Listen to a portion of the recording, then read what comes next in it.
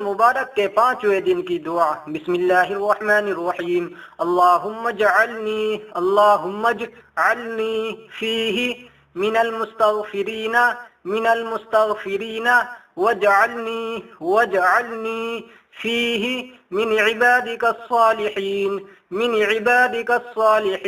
القانتین واجعلنی فیہ من اولیائک المقربین برأفتک یا ارحم الراحمین۔ اے معبود، آج کے دن مجھے بخشش مانگنے والوں میں سے قرار دے۔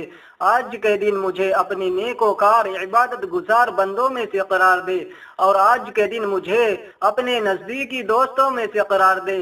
اپنی محبت سے اے سب سے زیادہ رحم کرنے والے، یا الہی ہماری دعاؤں کو قبول فرما، آمین۔ رمضان المبارک